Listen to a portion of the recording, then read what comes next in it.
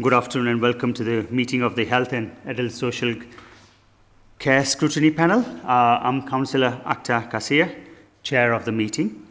Could I advise attendees that this meeting is being webcast and ask that mobile phones are either switched off or put on silent, please. Before we move on to the formal agenda, I would like to ask that we do a round of introductions, starting from Councillor Smage. I'm Councillor Smage. I'm Chair of Review and Scrutiny. I'm Helen Clay, Voluntary Co-optee on the panel. Hello, I'm Kim Taylor, Voluntary Co-optee. Hello, I'm Councillor Alex Vickers. I'm Chair of Children's Scrutiny. I'm sitting on the panel today. Councillor Bill Armick, Burton Wood. Ryan Martin, Corn Valley East.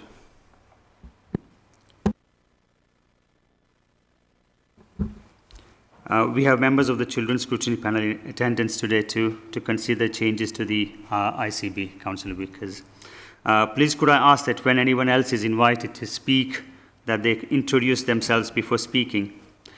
So thank you. We will now move on to the formal agenda, membership of the committee. Nicola, have we received any apologies for the meeting? We've received apologies from Councillor Simmons, who's a portfolio holder for adult social care and public health communities. Thank you, Nicola. Minutes of the previous meeting. Could I ask panel members to propose and second the minutes of the meeting held on the 22nd April 2026? I'm aware that there were no current members of that meeting other than the co-optees. It is the body's responsibility, not the individuals, to approve minutes. I have not received any amendments. Thank you.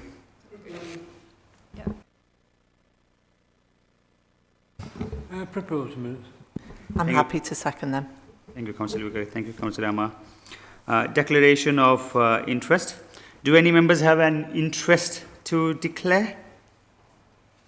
Yeah. No? If members do have interest, please could I remind them to complete the interest form and hand it in to Nicola at the end of meeting. Thank you. Admission of the public. There are no exclusion of the public items, and all agenda items will be considered in public session. Deputations and petitions. Nicola, have we received any deputations or petitions? None received, Chair. Thank you. Public question time. We have received some public questions today, and we will allow a maximum of 15 minutes for this part of the agenda. Can I now ask Wayne Senior to read out his first public question? Hello everybody, I'm a campaigns officer for the Kirklees and Calderdale Independent ME Support Group, and I am Wayne Senior. So my first question is, Kirklees Council has managers covering learning disabilities, neurodiversity, mental health, physical disabilities and sensory impairments. Will the chair of the Health and Adult Social Care Scrutiny Panel recommend that Kirklees Council treats people who have neurological conditions equally to people who have other disabilities by employing a manager covering neurological conditions?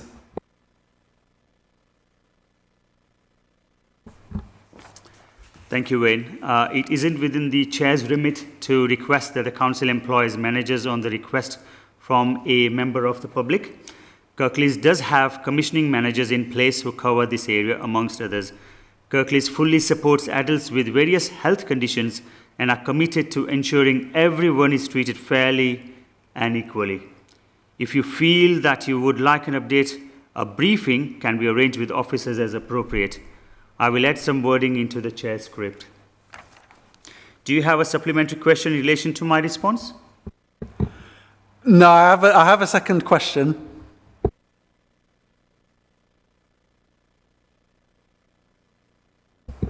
Okay, so I'll ask my. Shall I ask my second question? Okay. So supported living sites can accommodate people who have ME.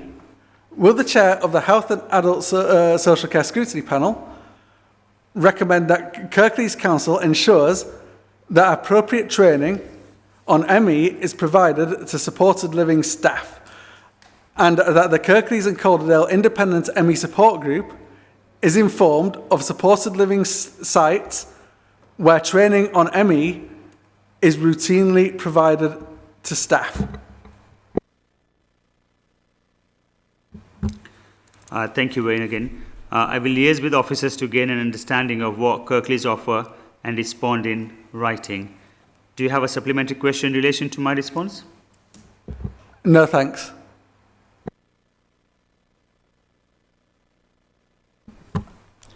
We will now consider items on the agenda. I don't want to pronounce this at all. Don't test me. ME. Thank you. Please could I invite officers to present this item.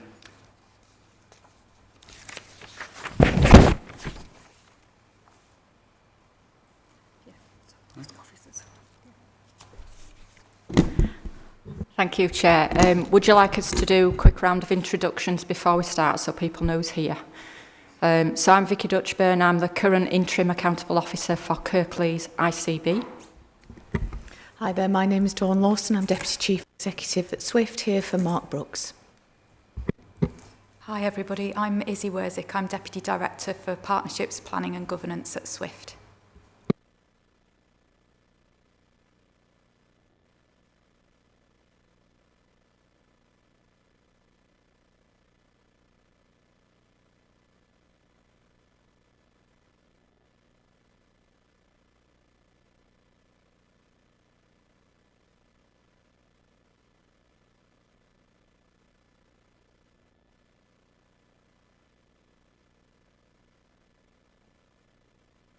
I'm Director of Operations at Calderdale and Huddersfield Foundation. Hi everyone, Michelle Cross, Exec Director, Adults and Health, Kirklees Council. Brent Kilmurray, Chief Executive at Mid Yorkshire Teaching Trust. So I'll do a brief introduction, Chair, and then I planned on just leaving it open for discussion and for questions by the panel.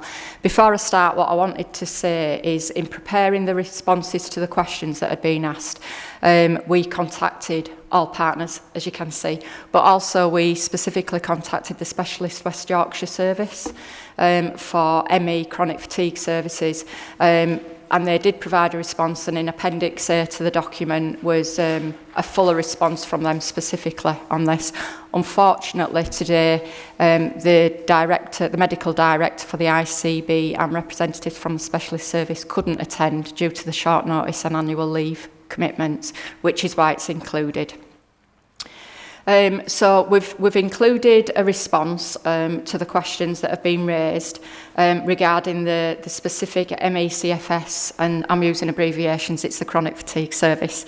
Please don't use CFS, it's very demeaning to people who might use stuff like this. We regard that term as very discriminatory to the ME community, nationally and locally, so please don't use that term CFS. Dr. Murphy, can we not interrupt? Let them carry on. Thank you.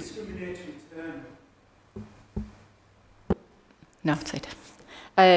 So specifically the services for Kirklees residents, which includes the implementation of NICE guidance, which we're asked about, the national plan and specialist provision, waiting times, workforce, training, which you've already touched on, and support for people living with severe exacerbation of this condition. I think what we've included in the report is the answers to the specific questions raised, specifically about what we have in place, but reiterating that the ME service, the specialist ME service, is provided on behalf of West Yorkshire through the Leeds service. And that is because that is the specialist service, it's the specialist provision, and our GPs, our services, our providers can refer direct to that service.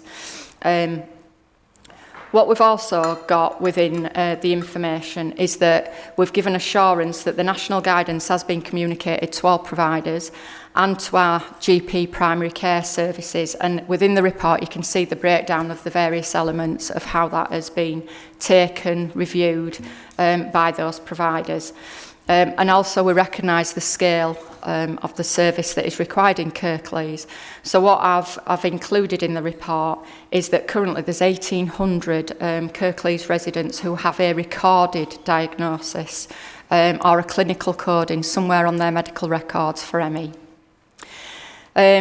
Included in the report, we've also included some of the further work that's needed. So I'm not sat here saying what we have got and what we provide across West Yorkshire is perfect.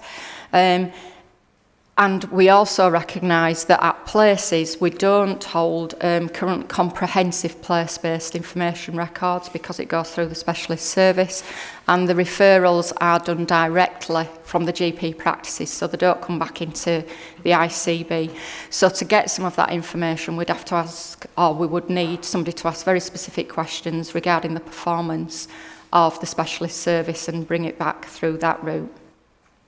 We do provide oversight, so the contract with the specialist service is contract monitored through the Mental Health Collaborative and the contracting team at West Yorkshire. And we continue to do that so that we know where we're at with that service. And through that work, we do strengthen the service developments, and it comes back through the strategic needs plans and the commissioning plans that we have. So the report is as is. I've answered or attempted to answer all of the questions that were posed. I'm happy for any specific questions to be picked up and taken further, as are any of the members, if it's specific to one of our provider organisations. Thank you. Under CPR 37, any member of the public may, with the permission of myself, speak on any item of business to be transacted at this meeting. I have agreed for Dylan Murphy to speak for 5 minutes. Please could I ask you to introduce yourself before speaking? Thank you, Dylan. Thank you, Councillor. My name is Dr. Dylan Murphy. I'm the Joint Campaigns Officer at Kirklees and Calderdale ME Support Group. I've been an advocate for people with myalgic encephalitis since 2018. I've had this debilitating neurological disease since 2010. I'm a member of a Department of Health committee which has overseen the implementation of its ME care plan announced in July 2025. And I've also interviewed over 25 world-renowned scientists for the Phoenix Rising medical blog, so I do regard myself as an expert in my particular illness. Now, looking at the 3 reports that's been presented to the scrutiny panel, which I regard as very verbose and self-serving, there's very little in these 3 reports to indicate that the healthcare and specialised services of people with myalgic encephalomyelitis have actually improved for people in this area. There's nothing in any of these 3 reports to indicate that these different organisations are addressing the health inequalities facing people with ME. And the Department of Health Care Plan from July 2025 directly admits early on that people with ME have suffered historic health inequalities and continue to suffer health inequalities, and there's a dire need for education of health professionals. 99% of women in this country know very little, if nothing at all, about our illness whatsoever. There's nothing in these reports to show that health professionals are actually being educated, and I will give you evidence to show that health professionals are not being educated about our illness. There's nothing in these reports to show that health professionals are being trained in how to treat very vulnerable people who cannot swallow food, like myself. If I walked into A&E at Huddersfield Royal Infirmary, the staff there would not know how to treat me. Myself and Wayne have met with Kate Agnew from the West Yorkshire ME Clinic. She was extremely defensive in our one meeting, and she was dismissive of our concerns throughout the 40-minute discussion that we had with her. She dismissed our campaign for specialist services for people with ME close to home, and I will point out that NHS England's 10-year plan, together with the Department of Health ME care plan, both categorically state that people need specialist care services closer to home. Kate Agnew also ignored the points I made, which have been expressed. We've done 2 surveys of people with ME with Kirklees Health Watch, and in those surveys, people have expressed quite damning negative sentiments towards the health professional and the organisations such as ICBs, NHS Trust, who are failing our community. Kate Agnew was not receptive to our idea of ME beds in hospitals, where beds in hospitals are fully trained staff to look after people with ME. And I do need to point out that there was a tragic case. Maeve Boothby O'Neill died of ME because the hospital staff at a local hospital did not know how to treat her. The coroner who did the inquest issued a prevention of death notice to NHS England and said that the hospital totally failed that young woman and the NHS was responsible for her death. If I walked into Halifax or HRI, your staff would not know how to deal with people like me who cannot swallow. So that means extremely vulnerable people, our lives are being put on the line because your staff do not have the training. And that is very clear. When I go to meetings of the Department of Health Services Committee and we get people from all over the country reporting on that particular issue, it's quite clear that NHS staff in hospitals across the country do not know how to deal with people who cannot swallow. Now, in terms of the West Yorkshire ME Clinic, there's an extremely long waiting list to get in there. And also, it's an extremely long journey time to get to Seacroft on the other side of Leeds. It's exhausting. I used to go there. It's a 2-hour journey by public transport. And Kate Agnew dismissed those concerns out of sight. As for the ICB report, where do I start? I could write an essay about the many failings of that report. I've written twice to Vicky Dutchburn. You've got 30 seconds left. And I've received no reply from her. The ICB report, again, does not address the issue of the fact that GPs and health professionals are not being educated. I can give you plenty of anecdotal evidence. I've been to A&E at Huddersfield HRI twice. None of the staff knew anything about ME. I've seen a neurologist at Halifax. He admitted he knew nothing about ME. Our surveys with Kirklees Health Watch prove that health professionals know nothing about ME because it's not on the curriculum. My final point, Councillor, when I spoke with Joanne Middleton, the Deputy Director of Nursing at Huddersfield, who covers the 2 hospitals, she said, we can't put ME on the curriculum for our staff because they're already busy with too many things. I spoke to a group of senior nurses from the 2 hospitals in February, Dylan, and none of the nurses knew anything about ME. Thank you very much. Thank you very much. Your time is up. Thank you very much. Are there any questions or comments from the members of the panel?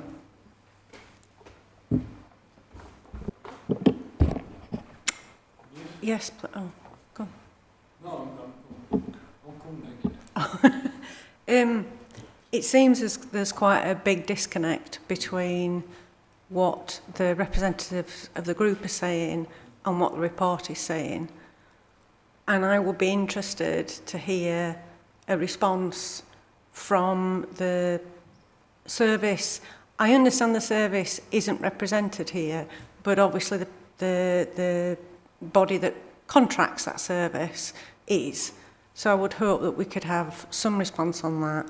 And some of the questions I had were in line with what we've just heard.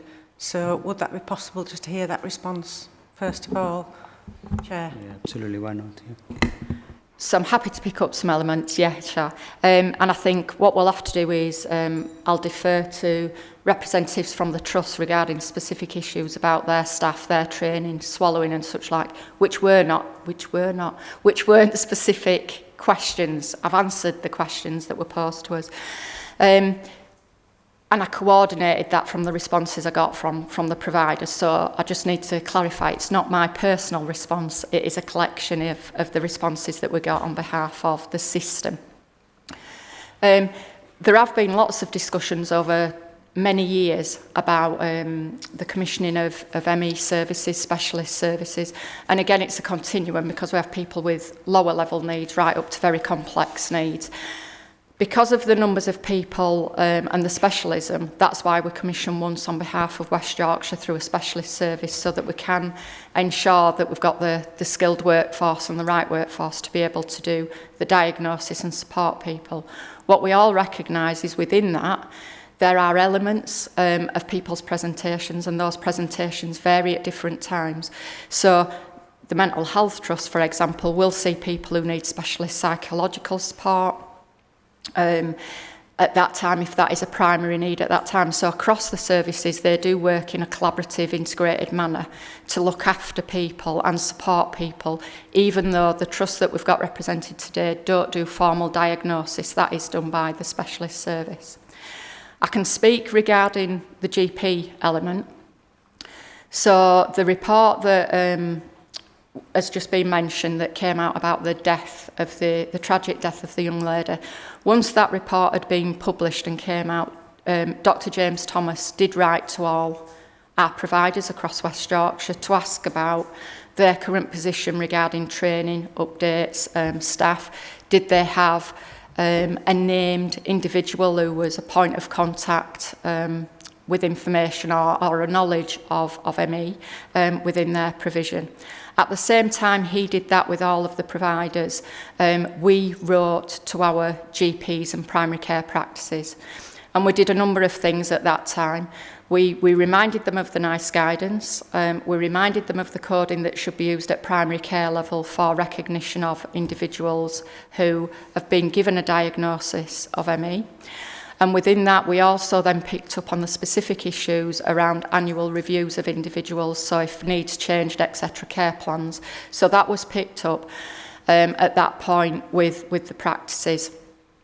Additionally, what we did is we were aware of some specific online training around awareness of ME, recognition of diagnosis, how to do some of those annual reviews.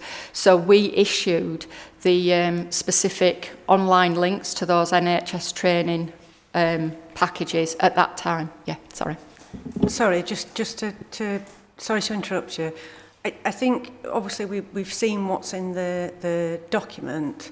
It was more to try to get to the responses that have been, the questions that have been raised. I think in terms of training and awareness raising, we're aware that some has been given out to GPs and etc. But there's no sort of, we don't know who's actually done that or who's undertaken that other than in the specialist service. So to try and kind of get to the specifics of what we heard earlier, please. So specifically in relation to that, we haven't followed up and asked who's been trained. It's not a mandatory training. What we've said is we recommend that you use it. We made a play to them to follow the training by enforcing or reinforcing to them that it could be counted against their CPD qualifications, points, etc. So we did that element, but we haven't followed it up to check because, well, we haven't. I guess the reason I'm sort of asking for the specifics on everything that's been raised by the gentleman previously is that reading the report, it feels like there's a sort of a lot being done, there's been some people involved in research, etc. But that doesn't feel like it's translating to a change in service received by people with ME. Mm-hmm. So that it seems like it's very internal, and despite there being meetings that have been arranged and where there's been direct contact, it doesn't feel that anything's changed from when we first met the group to now, and that's slightly concerning because there's obviously a big gap between what these people who represent people with ME are saying and as a service. Mm-hmm. Yeah, and I acknowledge that from what the gentleman said as well in the report.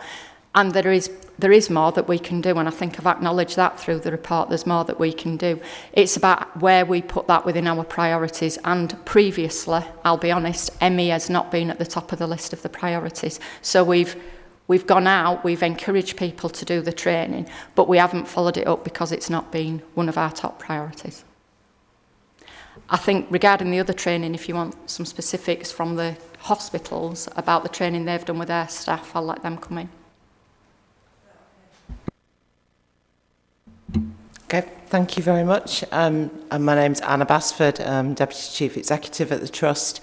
I'm very sorry to hear of the experiences that have been described this afternoon. Whilst we're not a specialist provider of these services, our aim is to provide personalised care to every patient that accesses services that we provide. And clearly what's been described today are some quite specific instances where that hasn't been the case for your individual experience. So I can't respond to those individual experiences right now, but it is something that we'll take away and have some more dialogue within the organisation around that, In terms of training and awareness, we've acknowledged within the report that there is more that we can do regarding raising awareness in the organisation. We can make sure that we are promoting access to the training that has been made available, again, and encouraging that clinical colleagues undertake that training. And we have also referenced that we are going to re-review the NICE guidelines around and our positioning in relation to those guidelines. One of the other things that we do in the Trust is we do have a well-established electronic patient record. It does enable us to place flags on individuals' records where we believe they have particular vulnerabilities that require us, and we want to be able to make reasonable adjustments to make sure we're providing the best possible personalised care. I think this is an area that we could consider would that be appropriate to do where there is an identified diagnosis regarding this condition. My colleague Helen from the Trust is Director of Operations across the medical specialties. I'll just invite Helen if she wants to add anything further to my response. Thank you. Thank you, Anna. So in terms of looking at this group of patients, we've had a bit of a deep dive into what's going on in terms of the Trust, and we can see through our patient record how many patients have accessed our services. They obviously access service through a range of avenues. So I think we've looked back over the last 3 years. We've had 957 inpatient episodes with people with ME. Only 3 of those were attending because of their primary diagnosis of ME for treatment of ME. They were actually, ME was secondary to the reason why they attended our hospital, because we're not a specialist site for ME. But they range from lots of entry points. So less than a third, 263, came through A&E, through GP, sort of focus on an emergency basis. The vast majority were through elective care, were through planned procedures, etc. So there is a range of obviously across the Trust of staff that we could do more, as Anna says, in terms of their training. And when we look at those people, that especially when they're coming for planned procedures, there's probably definitely more we can do about actually their care planning through their pre-assessment, etc., about how we can plan to manage those patients better in hospital. And there's probably more we can do in partnership with the patient about that personalised care for people. And likewise, training for our unplanned care professionals that work in A&E, etc., make sure that we've got access to that training, that people are picking up that training, and that we're doing more to promote that within the Trust. Probably some of the actions we'll take away. Thank you. Dylan, unfortunately, public questions are not allowed. Thank you. Councillor Omar? Yes, thank you.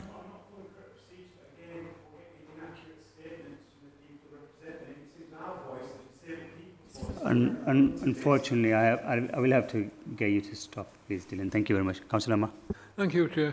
I've more commentary rather than questions. And I'm disappointed and concerned with what read in the reports, what we've heard today. Round about 15 years ago, my late wife was diagnosed with, first of all, CFS, which apparently is no longer politically correct, but then that was updated, if you like, to ME. And I remember, because I went with her, she attended a consultation at the old St. Luke's Hospital, which has been demolished and redeveloped now. And the consultant got very, very excited because she ticked off every single box on his sheet. And she was totally 100% ME. There was no therapy. Nothing at all to follow up with that. Just stick the label on, but nothing to follow up. And from what I'm hearing today, I don't think we've made much progress in that 15, 16 years. We don't seem to have made progress. It's not a priority, and I know it's a very debilitating condition because I watched my wife. It's not a priority. There's no mandatory training for staff. It's a make do amend approach, and I don't think that's really good enough in this day and age. But if colleagues would like to comment on that, they're welcome. Thank you, sir.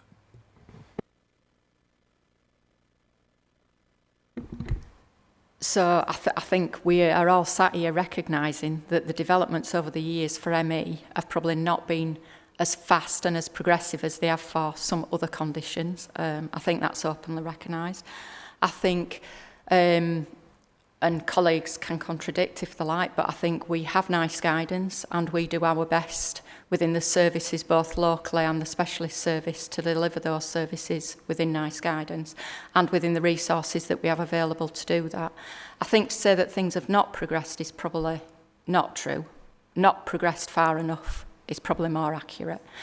I do want to go back that we do have a specialist service for the population of West Yorkshire, and that includes the population of Kirklees. I know it's not on the doorstep. I know it is in Leeds, and that takes either time to travel or is further away. But that is the specialist service that we've got available and is both doable and affordable within the resources that we've currently got. Doesn't mean we can't do more. Certainly doesn't mean we can't do more with training.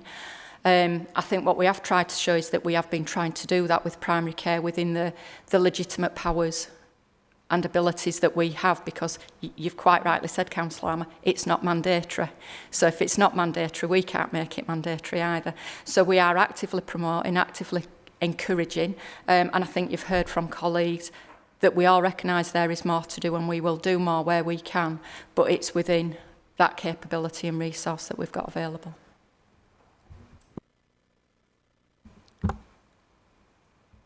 Go on ahead. Sorry, I'm going to refer back to this gap between what the group are saying and what the representative that they from I think it was from the specialist service that they met. There does still seem to be there is a big gap between I think it's good that that you're saying we recognise that it's not had kind of the priority that it maybe should have. I guess I'm trying to kind of work out, so what's going to change, what will be different. We talked about training, it's not mandatory, and I know there are resources, but I guess I'm trying to work out what will be done then, what will change based on what the group has said and what Health Watch have also brought to the specialist service and yourselves. Another question around long COVID. I understand that long COVID isn't included in this as a long term, so I'm not sure whether it should, but it isn't. And also the 11-month waiting list for diagnosis, to me, is extremely concerning for somebody with just my level of understanding of ME, is that in an 11-month period, who do they go to if they can't access anybody with specialist knowledge about their treatment, and the impact of that over an 11-month period on somebody's health, and they can't work, they can't do their daily, there is a priority for people who 11 months seems such a long time for somebody to be in pain and disability, that they can't do very much. I know it's a sliding scale, but it does seem like an awful long time when treatment isn't available. Okay, so I think there were a number of things in there. I think the what will be done, I obviously can't answer what will be done. I think there's a specialist service that we need to be involved in that. I think what we can Sorry, I'm going to have to interrupt you there, but don't you commission the specialist service? Yeah, if you let me finish. Right, I just don't want us to kind of go, oh, we need to wait to hear from the specialist service. So I think there's something from the specialist service and the provider collaborative who commission directly with the specialist service. So we work with them and we all work in partnership and we feed in. So part of what will be done over the coming months, well, say coming months, next few months over the next year, so is we're doing a lot more work, and I don't know if Ian wants to come in on this, around our strategic commissioning intentions and understanding population health management, what the needs of the population are, and where that manifests itself, where it sits, and part of that will feed in to the strategic commissioning, feed into those needs analysis. There's two elements to that. One is what the specialist service will then do on behalf of the West Yorkshire population and how they'll help us meet the commission intentions and meet the needs. But there's also what we can then do in each of the places. So this links to the neighbourhood health work that we're doing and looking at very specific populations. And some of that isn't about the specialist and diagnostic element. It's the wraparound services that we can deliver to people, either to help them, I'm going to say, to wait well. So what can we do to maximise their weight, manage symptoms, manage some of the condition that they're experiencing, make sure they're getting to the right support services, and then how we can then bring people back from the specialist service back into our local services to give them some of the specific needs at a local level. The other element that is being looked at and is under discussion, so I can't explain where they've got to with this, but they are having discussions at the specialist services about how some of those services might be outreached back into localities, which then feeds back into the neighbourhood work. What we need to recognise though, and we've mentioned today that there's 1,800 people in Kirklees, but if 3 of those are only in one space, we wouldn't have the specialist service in that space. So again, in Kirklees, we might end up with it just in one part of Kirklees on behalf of our population. But the work that we're doing with GPs about being able to recognise, being able to get the codes on the system, look at what that annual check is for those people that have got long-term chronic conditions through our local enhanced services to make sure they're having at least an annual review, and that is being recorded and fed in. We're doing that piece of work now. I'm not saying it's perfect by any means. I understand what you said. I guess I was looking for a more specific how will it change for the people who you said about wraparound services, and I accept that.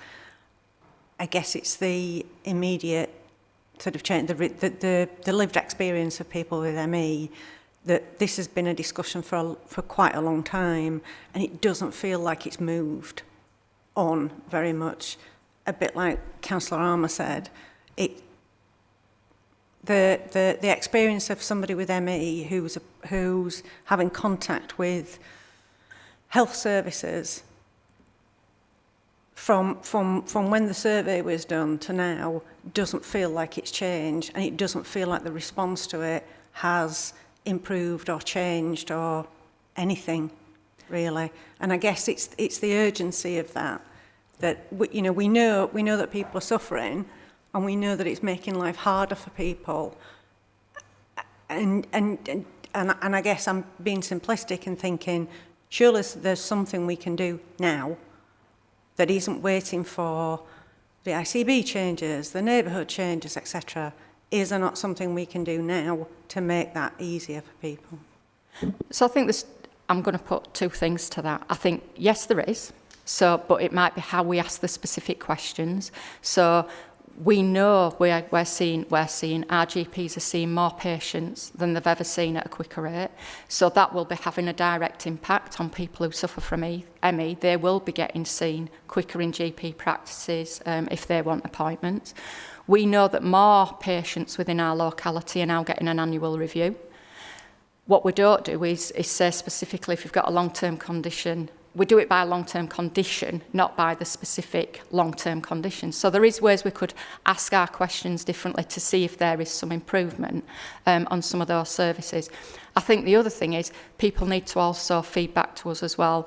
And we do get it through Health Watch and people, but maybe some specific examples of what would make those changes. So some of it, and we've had the discussions, for example, with the local authority in public health, we actively promote the Healthy Living Service. The Healthy Living Service is for all people in Kirklees who have long-term conditions or any conditions. What we don't specifically do, and maybe we need to be more targeted, is say it's equally accessible to people who suffer from ME.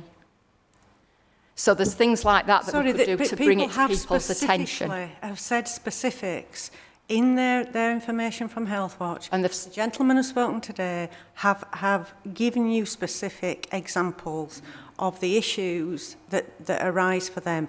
For instance, if someone can't swallow and they go to A&E, maybe not presenting with ME, as your colleague was saying earlier, but they still have the condition, what does that nurse or doctor do in A&E? Do they then call the specialist service and say, advise us on what to do? I mean, I'm coming up with that as an idea. So I'm going to let other people... But that is a specific that could change. And I think you had a specific answer from Anna, who said, or was it... I can't remember which one said it now. One of them did say that they will take that back and make sure that one of the things they can do and commit to do is put the specific flag on patients' electronic records. So there are things like that we can do. And I accept that, and that's great. But how does a flag change the experience of a person with ME? Sorry, I'm going into detail here, Chair. But how does that change? Putting a flag on it, what difference is that going to make to that person, that patient? If I may just respond to that, I don't think that does solve it. What it does is it alerts colleagues looking after a patient that this individual may have particular needs that need to be addressed, and we can make sure that we have targeted training information so that people know who to call, who to access greater support from, so we respond in real time when people attend into our services. In terms of what I've heard today around the experience on attending services in our A&E department, I am going to specifically, with Helen, ask questions about what our response is. I don't want to reply to that today, but we do obviously have colleagues in the hospital who know how to look after patients who can't swallow. Many patients who experience a stroke can't swallow. I think what it is, it's about how do frontline staff in, for example, accident and emergency, recognise that need, know who to call. And I would like to reiterate again my apologies for the experiences that have been described. We'll take that seriously. We will follow that up to raise awareness. There are real issues about resource availability, but I do think we can certainly look at training. We can certainly look at using the flag in our electronic patient records where somebody has a known diagnosis to make sure that that is alerted so that people can reference an existing care plan. And we can also look at what reasonable adjustments people need to be aware should be made to better support people. So we'll take that away, and we'd be happy to come back in 6 months to say what actions have we been able to take. Can I ask Andy? Ian, can I ask you? Yes, thank you, Councillor, and thanks for bringing this issue to the committee. I mean, I think there's probably two areas that we need to have the right focus on taking this out of today. I think the first one is, from a commissioning perspective, are we confident? Do we understand the demand for these services and how that demand has been met through the specialist provider, recognising that it's in Scarcroft, it's not geographically, brilliant for folk in Kirklees, but recognising that there needs to be a specialist provider. Do we understand the demand for services and how that demand is being met through that specialist provider? And that's a piece of work as a strategic commissioner that we should be doing, and that is a piece of work that we will do. I think that's the first theme, and that's something that we'll take away.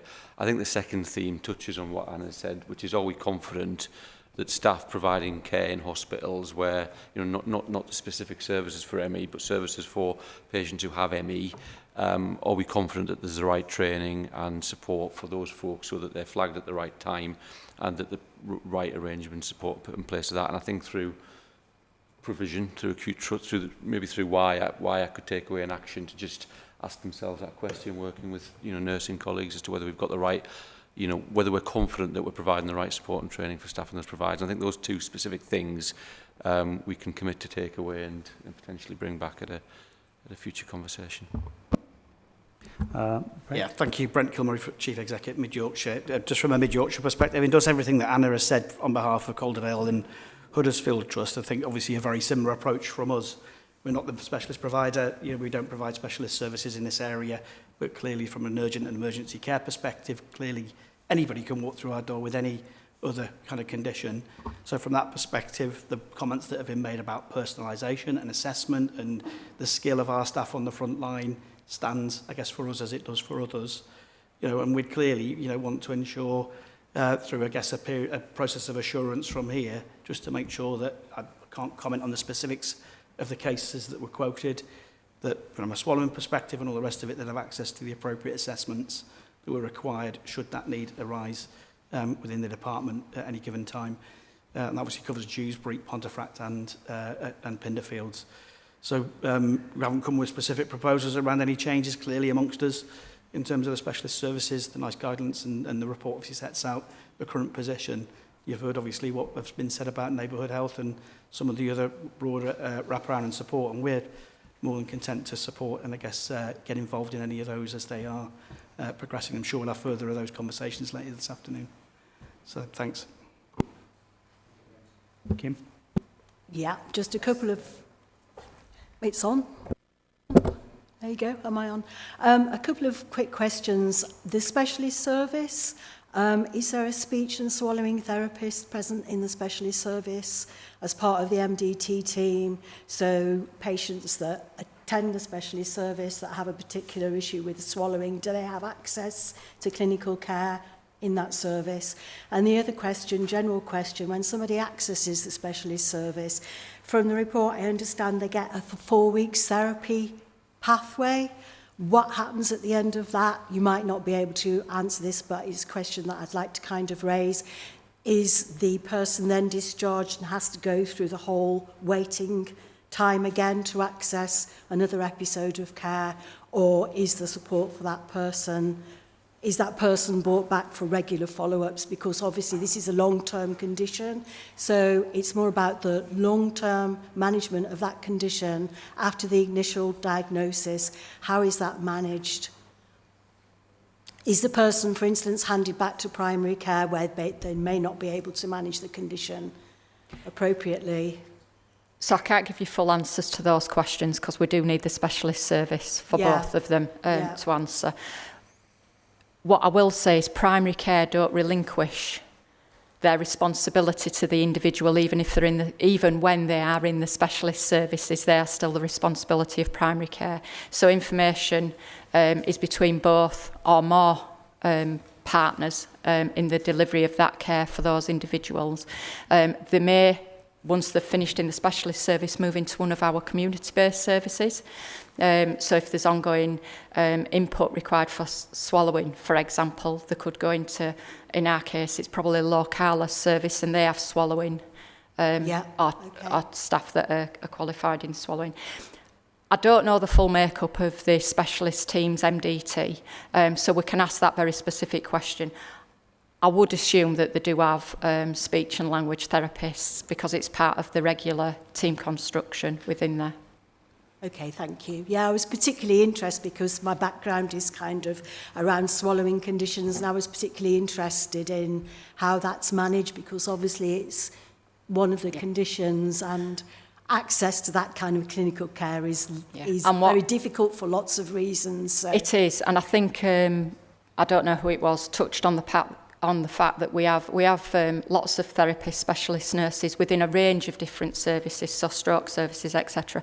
What I can give assurance on is that a priority for this year within Kirklees is the further development and enhancement of our therapy services, and specifically speech language therapy services, both for children and for adults. And we have agreed an investment plan and a series of development plans for this financial year in Kirklees for those services. So we are recognising, again, you wouldn't say it was specifically an ME service, but for speech language therapy, swallowing conditions, dysphagia, we are investing this year in those areas. Okay, thank you. Yeah, thank you. Some of the information that is said not to be available, I would have thought would have been required for assurance of contract. So, for instance, what you've said from meetings that you've had with West Yorkshire representatives and the service and the campaign group is that strengthen system-wide assurance and particularly in relation to waiting time data, etc., implementation monitoring.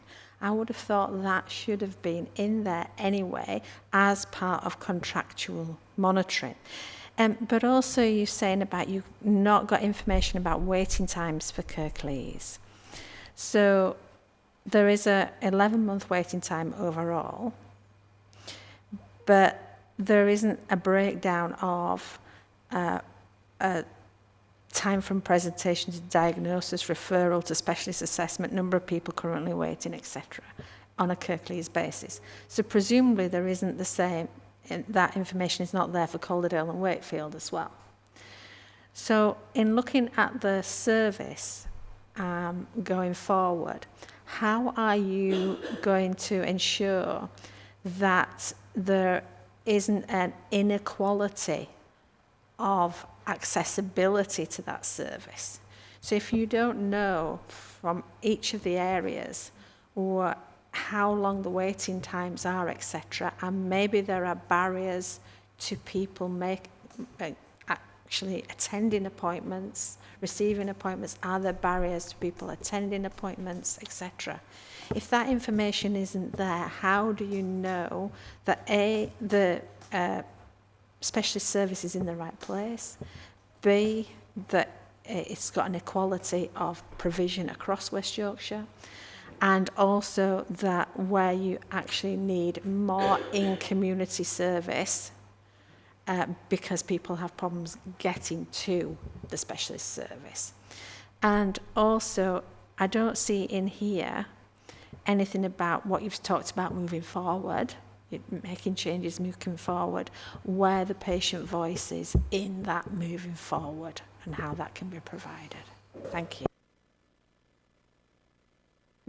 So again, Kat, I'm not going to give full answers to all of that, and I'm happy if the questions are sent and we take them away. But just on a couple of points. So when we asked the service for a breakdown, what they had available was the total numbers of people that present to the service, the waiting times for the whole. What they were clear about and what they said to us is we don't break it down at this point by locality.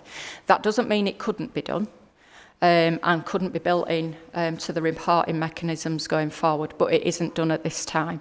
So the 11-month waiting time is the average waiting time for the whole of Kirklees, for the whole of West Yorkshire. You're right, it might be that it's Kirklees residents that have been waiting 11 months and somebody else has been waiting a lot shorter.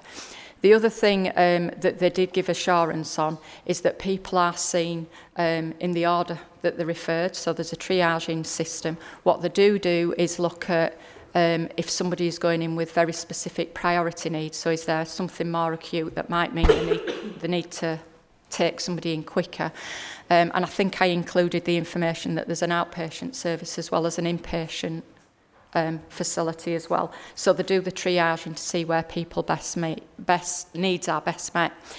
So the assurance, I suppose, that I am able to give is that a resident from Kirklees is treated the same as a resident from Bradford or Calderdale, and that the waiting times are the same. We do actively promote how to do the referrals in Kirklees to the extent we regularly check if referral forms have been updated and such like. And I think I mentioned in the report, though I might not have done, the last update we did with the newest referral form was in May this year. So we reissued that to all of our primary care colleagues so they had the most up-to-date information without going looking for it themselves. So we actively promote, and we do know from our GPs that they do refer directly into the service. So I think the data that you're talking about will be there somewhere in the system. It's just it's not collected in that way, so not readily accessible at this point. Doesn't mean if we choose to do further deep dive and we want to enhance those services to support our commissioning in the future, we can't build that in and start getting that information out at some point. Regarding local services, as I've said before, we are aware of the number of people that are recorded by our GPs on their systems, and have got a clinical code of having ME. And we do use that in part of the work that we do in developing our neighbourhoods, looking at the types of services we've got. And that did support us in the prioritisation, for example, of speech and language, along with stroke. The stroke patients were a big cohort that came through in that. So we do use the information that we do have locally to enhance our local community services.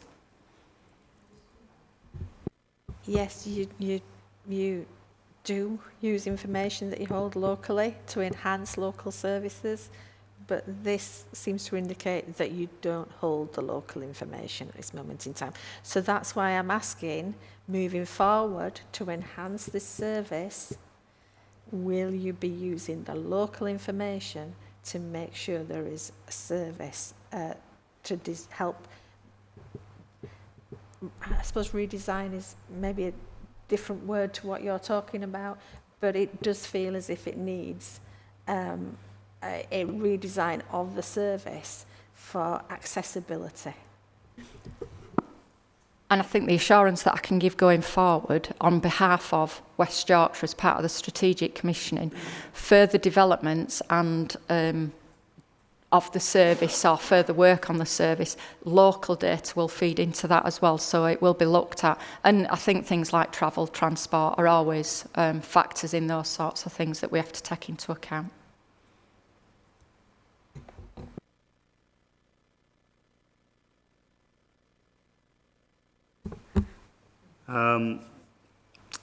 Just one question from me.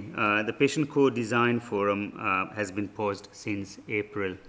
All I want to know is why was it paused? When will it restart? And how will local people with the ME and CFS influence service improvements? I haven't got the answer to that, so we'll take that away and we'll get that for you. I'd like to thank the officers and the attendees as well, but can I ask members if they are content with the following recommendations? The panel notes the current specialist ME CFA arrangements available to Kirklees residents. That the panel notes the January 2026 data identifying 1,900 or so Kirklees residents with a recorded ME CFS diagnosis or clinical red code. That the panel notes the actions undertaken to disseminate national guidance, referral information and progressional training resources. That the panel encourages closer collaboration across primary care, acute community mental health, adult social care and specialist services to reduce gaps between organizational pathways. And finally, to bring back a report with today's findings and milestones.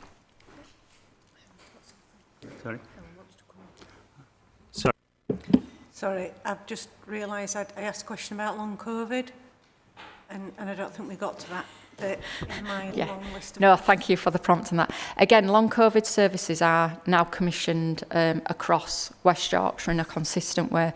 What we do have within Kirklees, we still have some specialist services. Within our community services, we do have a service that is specifically a long COVID service that is delivered to support people. Now, some of those people will have also have a formal diagnosis of ME, but what they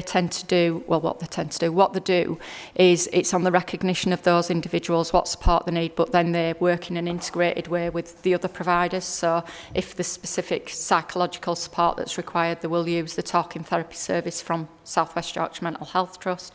If they identify some specific needs that need further follow-up within the acute trust, so they work in an interdependent way with our providers. So just to clarify, did you say that there's a Yorkshire-wide... The model for delivering long COVID is now done as a West Yorkshire-wide service. When 6 years ago, when we were hit by COVID, we all did it in each of the individual places, but the funding that was given specifically to do that was non-recurrent and not recurrent. So what we've done over time is now we've consolidated where we need that support for those individuals to make sure we're maximising the use of the resources. But like I say, it's built in also to the community services that we use. Has everyone finished their questions? And panel, can I ask the recommendations that I put forward? Do you agree with that? So I'd like to thank the officers and the attendees. We'll now move on to our second item that we've all been looking forward to. I will invite officers to present this item, changes to the ICB.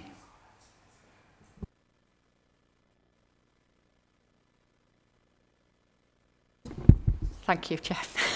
So the report that I've presented is, again, in specific relation to the questions that have been posed this time regarding the changes within the current ICB configuration, specifically looking at the development of the integrated neighbourhood health teams, but also the place provider partnerships.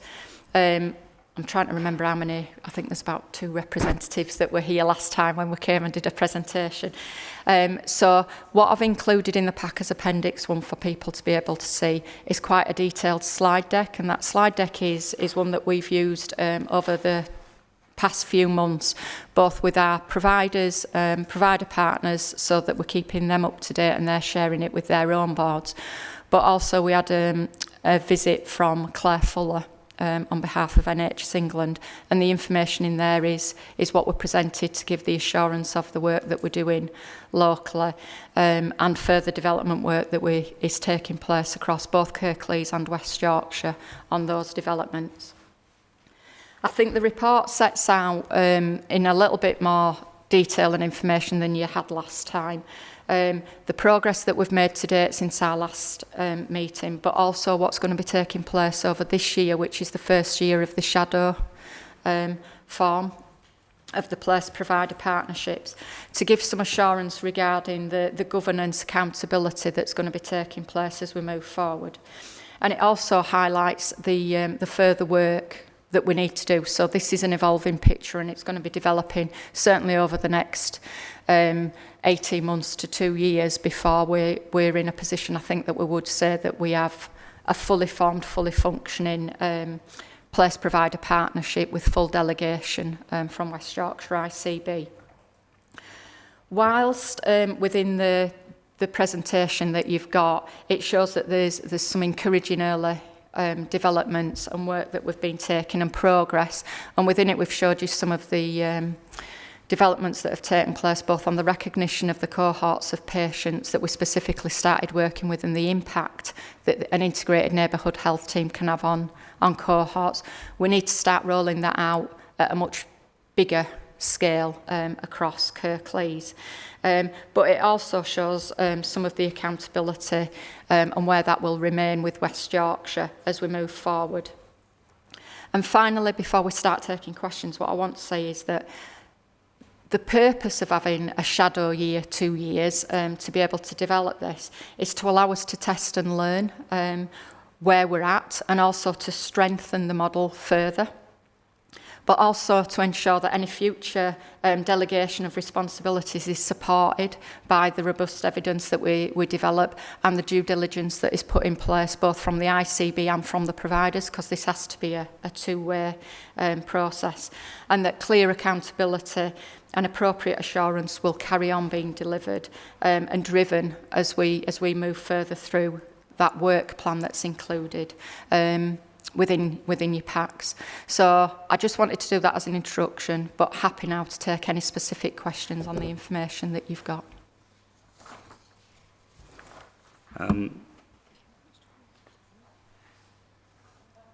Hi, I've got several questions, Chair. Apologies, I wonder whether it'd be helpful to give a bit more context in terms of where the ICB is in terms of its organisational change process. Would that be helpful? I mean, I'm happy to go straight into questions, but it might be helpful context in terms of where the ICB's got to around its staffing reductions and its ways of working. It's pretty fundamental, I think, to this conversation. So we were told last March, March 2025, that ICBs were to reduce their running costs by 50%, and that's a real 50%. That's reducing our staffing complement by a half, and move towards what Vicky's described previously, more of a focused strategic commissioning organisation. That was last March. There was then a lot of back and forth around the funding of the redundancy costs for that, because the redundancy costs of that are very significant. That was then clarified around Christmas time.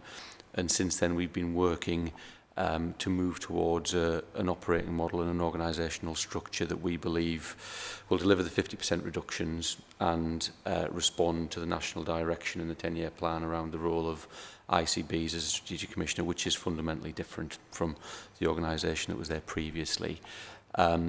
We are now working on the basis that we will have that new operating model and structure in place by the 1st of September.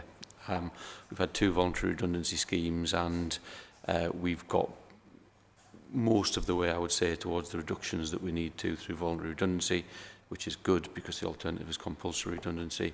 And we are now going through the final stages of the selection processes, so that from the 1st of September, we will have the sort of new organisational structure in place, notwithstanding a few more bits around the edges in terms of final bits of recruitment that we'll need to do.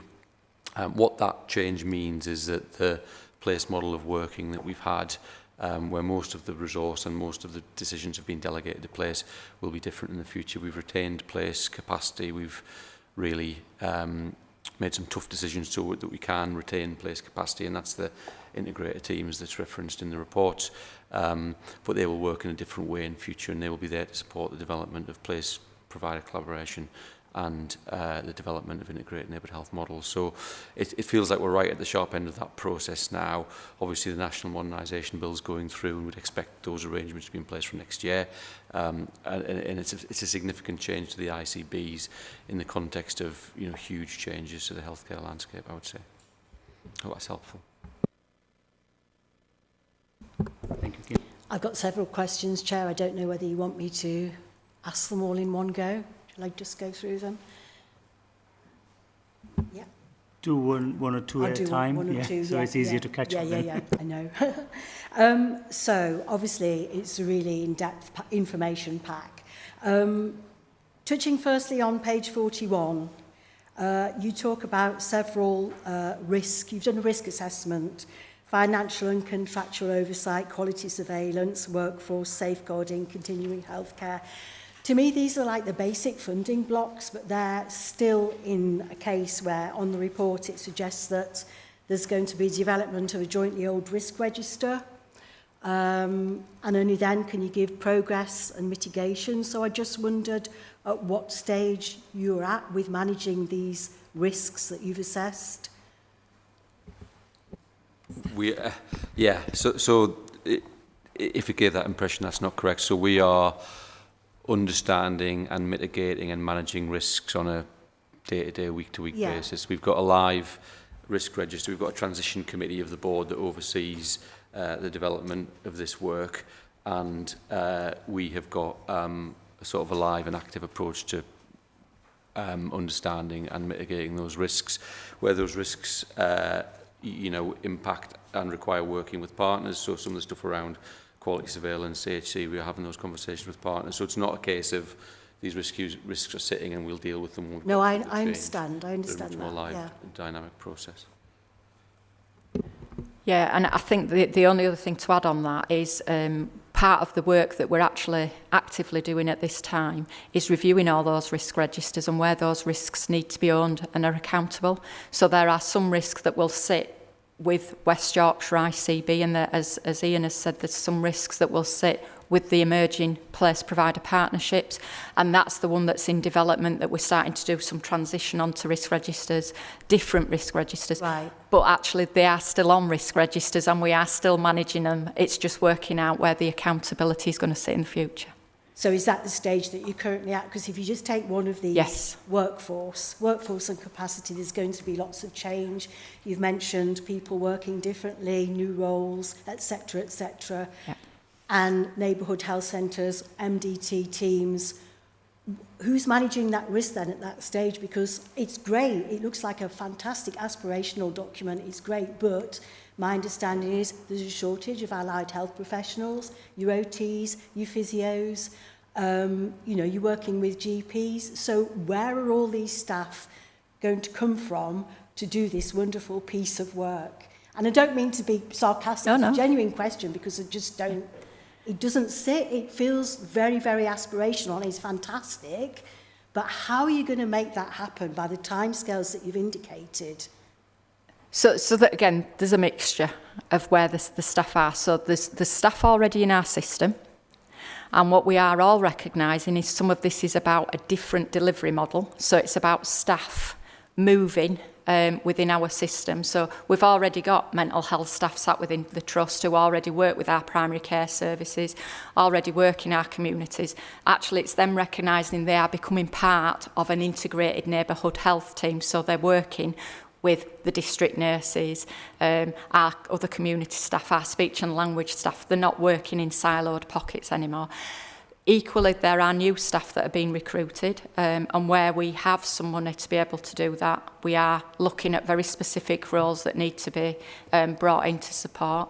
And then the third element of that is also as we are doing transformation of our services. So we've talked already about bringing services, some services out of the hospital into the community. It's about where some staff and some resource may come from those settings as well to work in that collaborative provider-owned model. So what stage are you at with that discussion with workforce? So you talk about bringing some staff out of the hospital environment.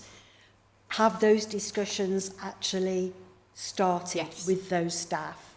Not necessarily with individual the services that you're going to be bringing out.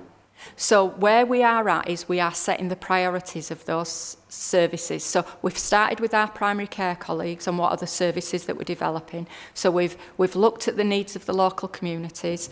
For example, we've looked at frail elderly.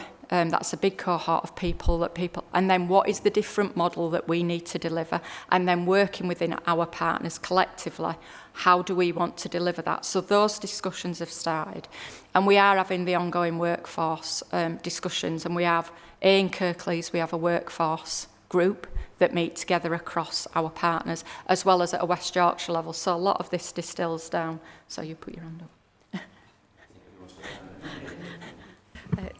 Thank you. So my name's Dawn. I'm Deputy Chief Exec at Swift. I think I wish it were the case that we were in a position to recruit lots more professionals. The reality is we have neither the money nor the professionals. So the point about working different, other than little pockets, the point is about working differently. And that's a number of different things. That can include working to the top of licence. So each individual professional, are they working to the very top? Are we tooling them up and supporting them to work to the very top of their licence? And how are we working differently? So it is very much around wrapping a service around the individual.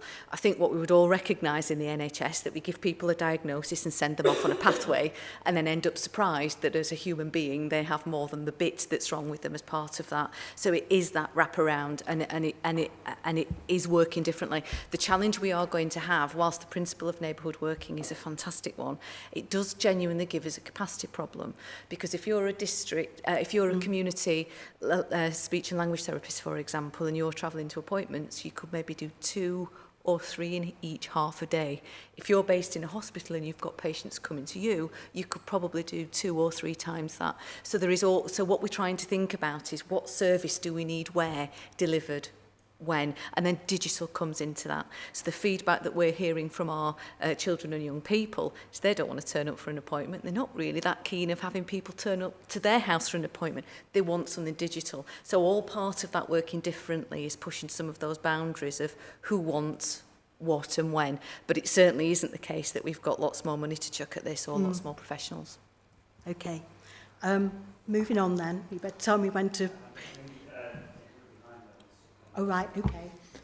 You're probably saying a bit of the same thing in that sense, but it is early days in terms of the opportunity. But it's fair to say that the evolving is thinking on a daily basis. So already we've touched on the kind of some of the boundaries that we have in terms of the way that we currently provide services. I think the kind of the neighbourhoods, place provider partnerships are allowing providers to truly come together and think holistically. So where we might have had referrals coming from primary into secondary care, we're now looking at those pathways as a collective.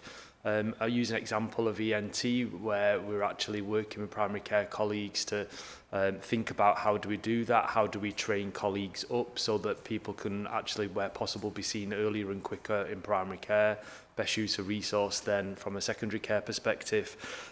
So it's kind of hopefully using that workforce and expertise better and best use of resources in a more effective way. Certainly getting around the table with other providers is opening up conversations and discussions that I don't think we've had as explicitly before, which I think is the opportunity that we've got still to grasp with both hands.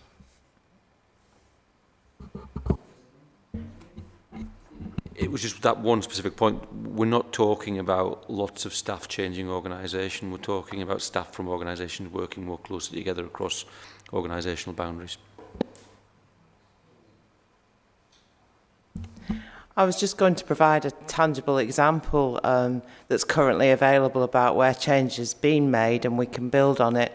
So a community diagnostic centre has opened in the town centre of Huddersfield down on the Innovation campus.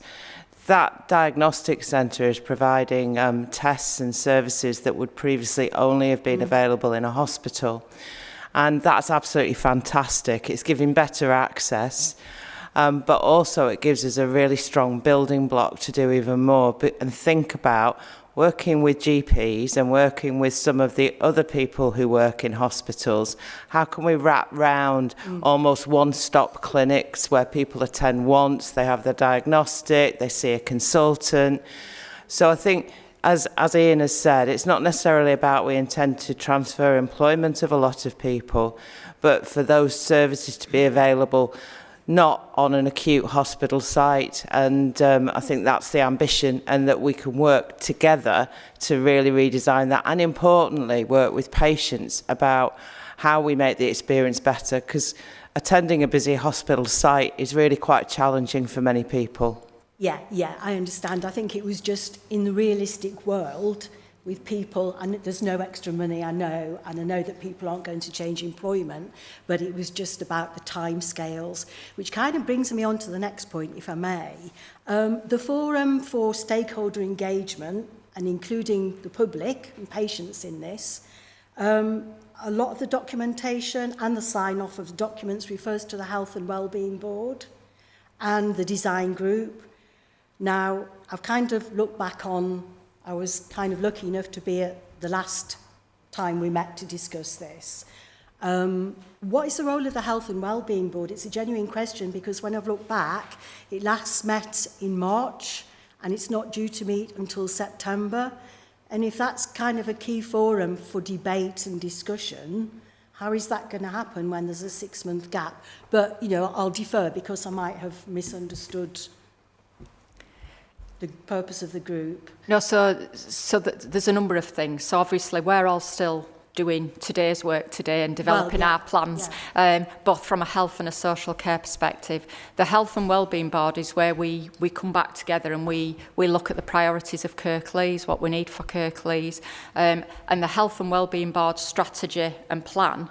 You can break into chapters then about who's going to do the delivery of it. So as those are now being refreshed and the work is being done, and I know the meeting's not meeting again until September, but there is still work going on led by Public Health, etc., about the development of the plan. They've taken some of that work on board from the last meeting. So we're all on with developing the chapters collaboratively together to bring a plan together, so there will be a draft version that comes back in September. Our aim is that our overall health and care strategy and plan will be signed off for April. So once it starts meeting and we're already on the work plan, we will be coming to give the regular update, share the information we've got, give the assurance around the engagement and consultation that has been taking place on that through that process. But that is still ongoing, even though the committee's not meeting at the minute. Yeah, I kind of get that. It was just kind of as a forum for open debate with all the stakeholders. So we took at the last meeting, when we did the last presentation, we took away the recommendations that they asked us to start working on, and that's what we've been using as our mandate. Right, okay, thank you.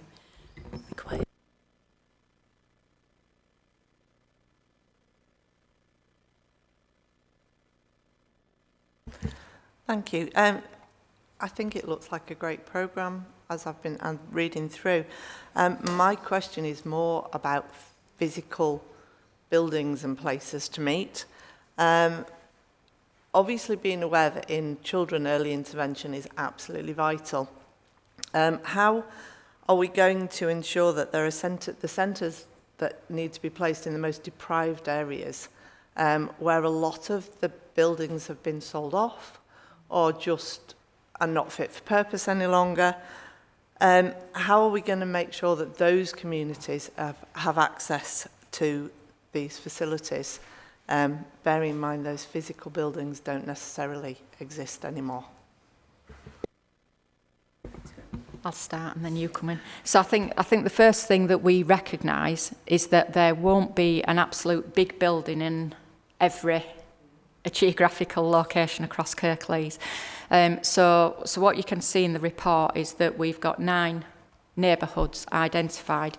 But what you, and it probably isn't as clear as I would like it to be, but I tried to show it, is what you've got is a bit like a pyramid. So there are some things that will be done 9 times. Some things that might be done 5 times or 3 times. And that's how we will try to co-locate our services and our developments. The other thing to recognise is this isn't all going to be around existing necessarily primary care premises or local authority. We're looking at what is the scope and where we can do things differently. So we've already talked, or Anna has talked about the CDC that's been built on the Health Innovation Campus. There are further developments going to be taking place there. So we're working really collaboratively with the university about what are the opportunities for us to be able to do further developments there, for example. There's also the work that we're doing with the local authority, so we're already trying to work up some plans for the Dewsbury Leisure Centre site and what we might be able to do on that site as a collective partnership, how we might be able to secure capital funding to help us develop that. So we're looking at that in partnership with partners, as well as some of it is looking at where there might be a GP premises that can be further developed and have further expansion. But we're doing that with all our partners as well and all our providers. So everybody has got some estate. What can we move around on the estate to make them more integrated, but also where can people move out and run clinics elsewhere? So we're looking at the opportunities in some other public space buildings, recognising that some of them actually, unfortunately, are no longer fit for purpose as well, for various reasons. But that's the work that we're doing. Thank you. I think that's a really good question, and I think that's one of the ways that if we are really clever about it, we can help reduce inequalities through access challenges. So as a provider, we work out of 35 main sites and something like 115 smaller sites. So I don't think lack of buildings is the issue. I think it's how we use them and where they are. The other part of the conundrum, I think, as well, and it links back to the earlier question on workforce, is I think we've been making a big mistake if it has to be a building with a blue NHS lozenge, because we've seen examples across the country where you can have the shiniest building you like and nobody, particularly local people, don't access it. So for me, there's something about those voluntary organisations that we are working with that I think we need to consider more as part of our workforce, and also their examples of where we work. So for example, in one of the places we work, there is a really vibrant local Salvation Army centre. That is the best place we could put any service because it's owned by the community and it's accessed by the community. There are other examples where libraries fulfil that function, or other local community shops. So I think it's really thinking, as Vicky says, more broadly about what is the outcomes that we're trying to deliver, and then where and how can we best do it, rather than being led by the buildings, which, given the capital restrictions in the NHS, is getting trickier. Yeah, can I just add a little bit, is that my concern is that in those most deprived areas where there isn't the capability to travel, where there isn't the capability maybe to access the technology, that those children are going to kind of slip through the cracks. So yeah, I'm glad that those community centres are being looked at. Thank you.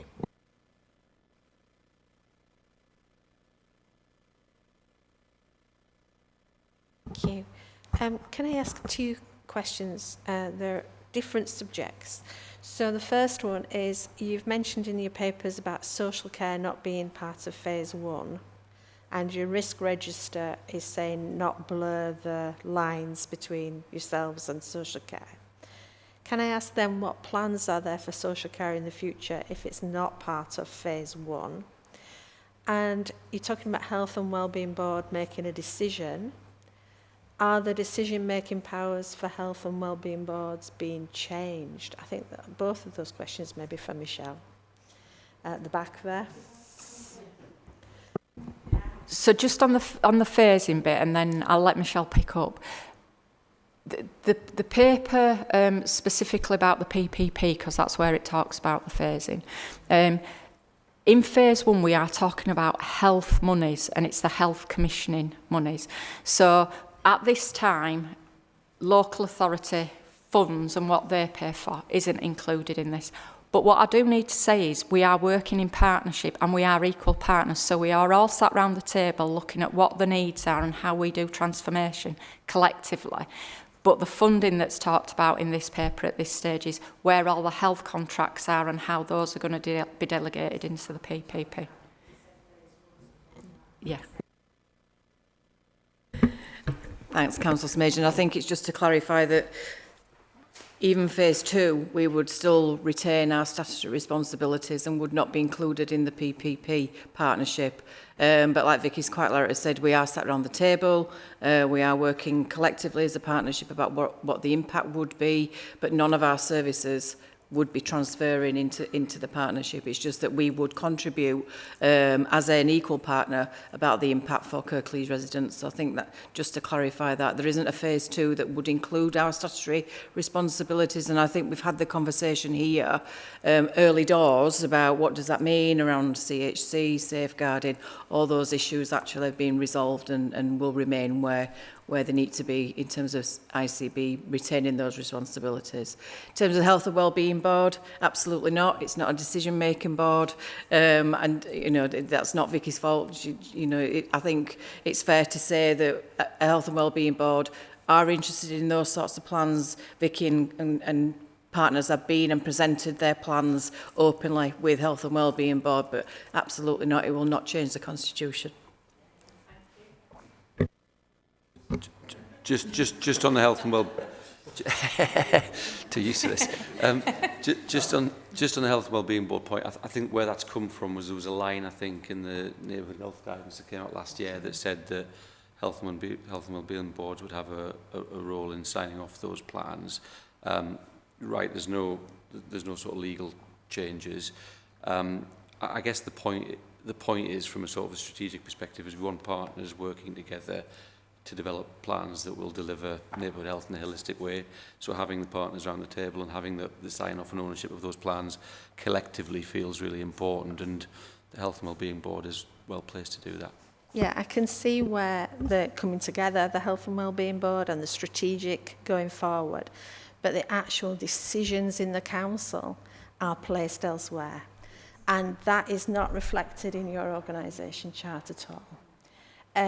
And neither is Scrutiny reflected in that organisation chart. I am disappointed to see, after all our work, that Scrutiny is not reflected in that at all. But so, as far as your organisation is concerned, I can see, as I said, the strategic discussions, but the decisions, just like the trusts take their decisions back to their boards, there's no reflection in this of those procedures, and therefore I would query why that is, because you're talking about making decisions and making decisions on a strategic basis, and all the partners around the table would need to take things back to their boards, and we would have a decision-making process in the council. Can I ask then on the progress on the integrated work on a CKW footprint? Because obviously as Scrutiny we are looking to put a joint health overview and scrutiny committee in place across that footprint. And because it seems there's going to be Kirklees work and you've got your integrated work across CKW as well. And we want to be able to respond in a timely manner in Scrutiny to be able to work across those footprints. and therefore it is really essential that we have this in place. So can you sort of update us on that sort of work? And could we maybe hear from the trusts where they are in this whole process as well? I think that would be interesting to hear as well. Thank you.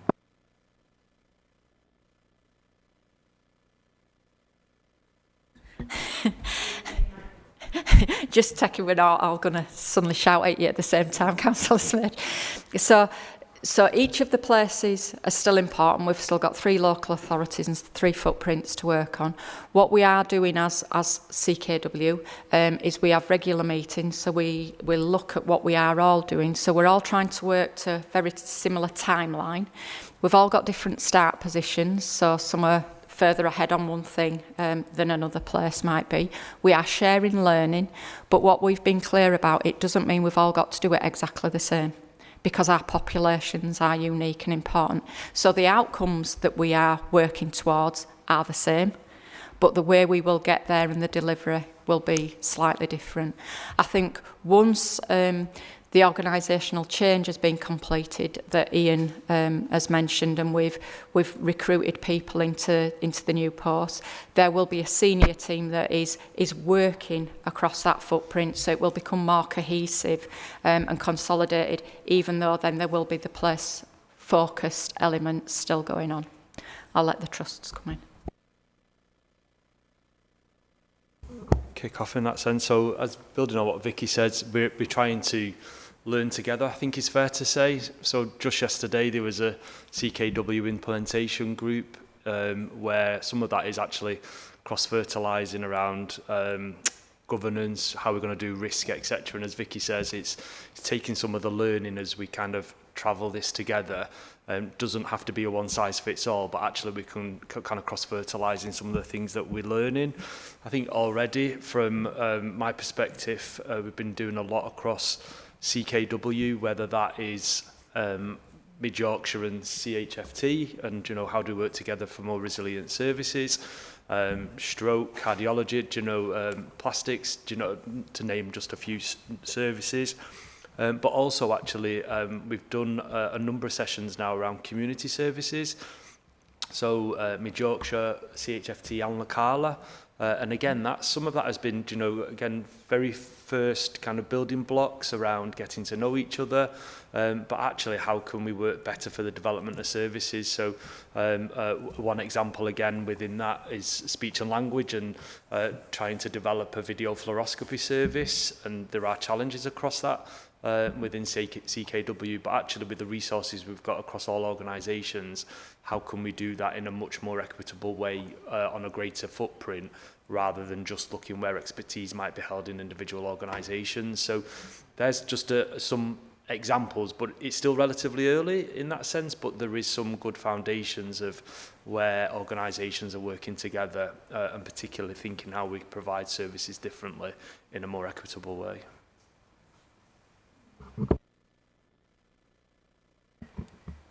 Very similar. It is incremental. One of the challenges we are working through is how do we fly the mental health flag, if you like, in an environment where particularly headlines and government policy and focus is on acute waiting times for all good reason, whether that's cancer waits or elective waits. Often you hear about mental health when it's linked to emergency departments, and what we know is mental health is much more fundamental to some of that basic aspects of health and well-being. So we are, as other colleagues have said, we are in those conversations live at the moment. What we are doing is empowering our colleagues, particularly frontline, to start thinking about what could be different. Let's take a series of pathways across a cohort and think about how we could do things differently. As I said before, technology is a part of that. It's an exciting conversation to have, but actually it's really tricky at the moment because our services are running so hot. So it's really difficult to find the headspace to take people out of that frontline service to have these conversations around art of the possible. So we are really carefully supporting colleagues to do that. So that means we can't do everything quickly. So what we are doing at the moment is looking at almost a SWOT for each of the places we work to go, where do we think are the proverbial low-hanging fruits, which are those pathways that are the no-brainers we can start thinking are easier to implement changes and which of those are longer burn. So it is incremental, but that's the broad approach that we are taking. Could I, Chair, sorry, was there somebody else wanted to come in? Sorry. Yeah, sorry, I was just going to add to what Dawn shared, and actually similar to what Chris has shared already. So there's a number of things that actually we're trying to do together. So as a trust that works across each of Coaldale, Kirklees and Wakefield, actually, and drawing on some of the discussions around capacity earlier, thinking around actually how do we do things collectively to try to use our resource to best of its ability. So in addition to areas around the implementation group that Chris referenced, thinking around organisational development. This is a new way of working for each of the providers. It's a new way of working for place provider partnerships. So we've got an OD programme looking across Coaldale, Kirklees and Wakefield with obviously specific needs then for each of those localities. Similarly, approaches to governance. If we're looking at actually the governance of place provider partnerships in one of our localities, actually are there things that then we can use across the other localities rather than doing it 3 times? Actually, let's do it once and do it well. Chair, could we have a recommendation then at the end of the meeting that about the JOSC and its usual 1111 format that we have here in Kirklees, so that can start going through our decision-making process here in Kirklees? Thank you.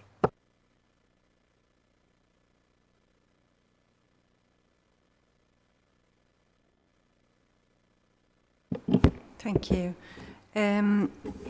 Yeah, just a few quick questions. You mentioned earlier about timescales. You said, so. Sorry. Yeah. And co-optees on that, JOSC. Thank you. You don't mean we were a second thought there, then?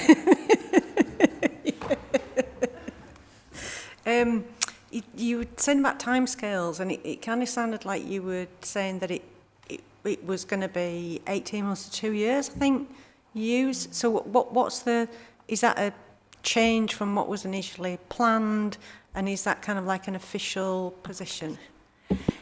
So I think what we've recognised when we came last year, we were being and we were presenting then, it was within the requirements that were being given by the national team. I think what we've recognised locally is this isn't a quick win, and what we want to do is make sure that we do it right, not at haste. And there's also been feedback. We all know, don't we, that there's changes going on at central government as well, so there is some slippage up there. So what we've recognised is we've already moved into shadow form whilst we're doing the changes, so that they're running in parallel currently. But what we've recognised is that to get to that end state, that final point where you say we've got a formal governance structure, we've now delegated the budgets, etc., could take up to 18 months, 2 years. We don't want to say it's got to be done within 12 months and do it wrong. So shadow form could be, rather than a year, it's 18 months to 2 years? Could be 18 months to 2 years. Okay, thank you. And I think that's fair to say, and I'll let Ian come in, because obviously he's West Yorkshire. Well, that principle is exactly right. We want to get this right rather than do it quickly. It's a pretty fundamental change in terms of how contracts will work, how the money will flow, how those organisations will work together. As Chris and Dawn and Izzy have said, this kind of collaboration's happening now, and we're starting to see the benefits from it. The point at which it flips over to a contractual relationship is critical, and making sure we're all happy and comfortable with that, I think, is the position we want to take on it. Thank you.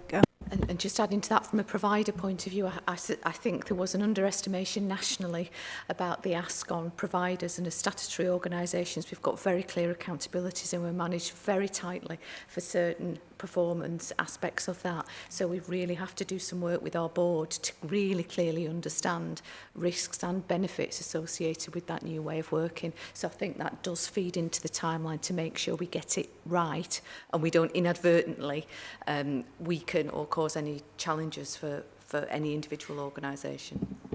That's really reassuring, because I think in the beginning it did feel like, just from my point of view, it felt very panicky. So I can't imagine what staff have been feeling about, and yourselves who've been working on it. It did seem like a very tight deadline. Can I just ask a couple of other questions? One is on the Memorandum of Understanding, where that's up to and where it's at and when you expect it to be complete. I also wanted to ask about patients and users' voices. Where are they? How are they represented? Because I understand that in some areas Health Watch is being consulted to do this on behalf of the ICB, but then obviously in Kirklees that's not available to us. Was my understanding. You can tell me in a minute. And the other one was talking about risk registers. I'd be interested if we could see Kirklees' risk register, Kirklees' risk register for the council's risk register for response to and working with, if that's possible. So I'll let you. So there was patients and users, risk register, and the memorandum. So I'll take the first two and I'll let Michelle come in on the second one, given that you said it was specifically the council. So regarding the MOU, there is a draft version of a memorandum of understanding about how we will work together as a partnership. What we've said collectively across Kirklees is we've not put any pressure on any partner to sign it at this point. It's still in development.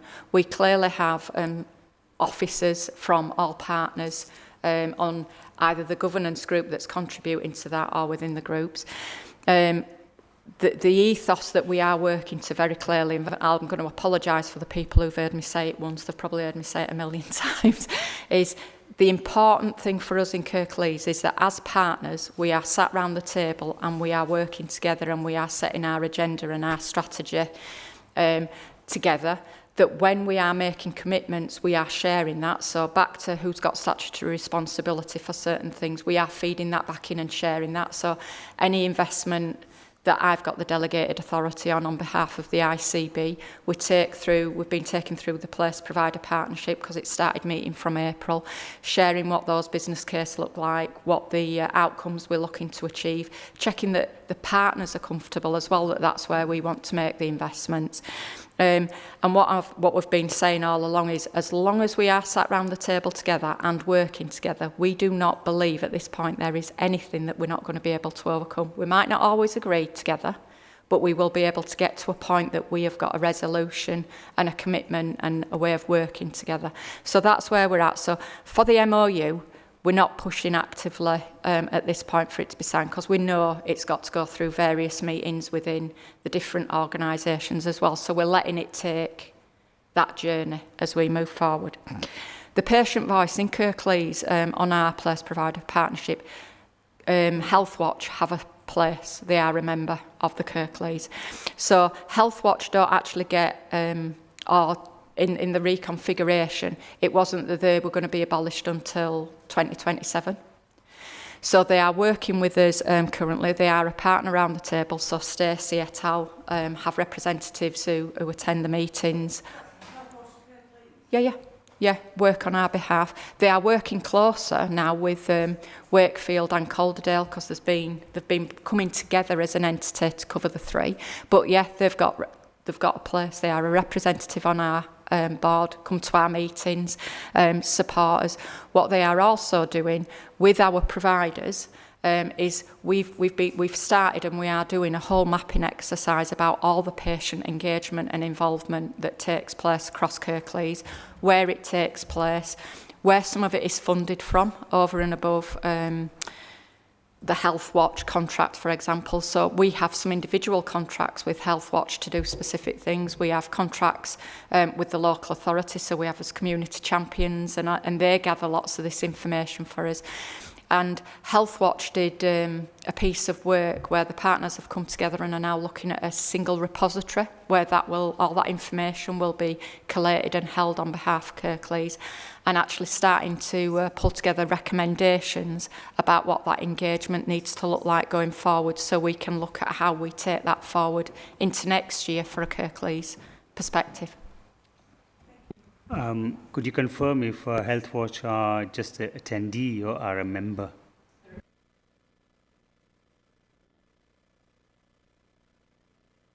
I think they're a member in Kirklees.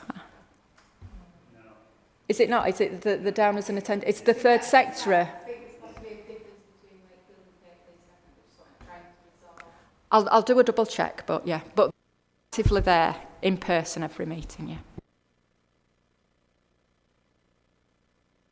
Do you want me to come back on the Kirklees council risks?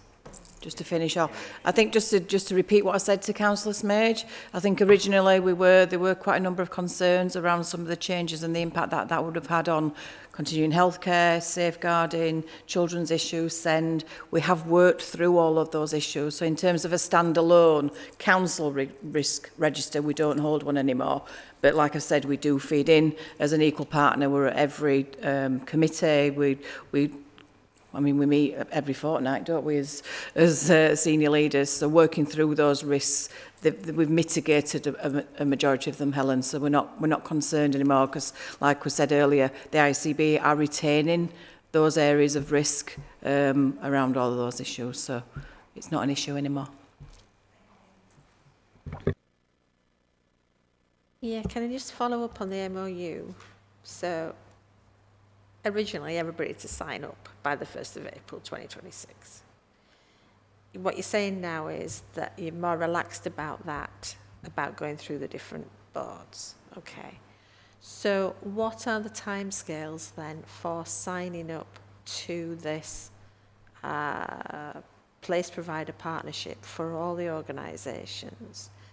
And can Scrutiny see once again the MOUs or whatever is in place that will be going through their decision-making processes before they go through the decision-making processes, please? I was only going to share from an organisational point of view that we took the MOU through our trust board on the 9th of July. So we're in a position that the board has approved that and providing signatories for it. So I think that's the case with others around going through their respective governance, but just to show that that's quite live at the moment in time. Yes. So it's a live document and it's live going through the board. And what we've also said is those partners that, again, you're back to the phasing. So where there's a financial requirement, that's more crucial than people, like I say, sat round the table and sharing work.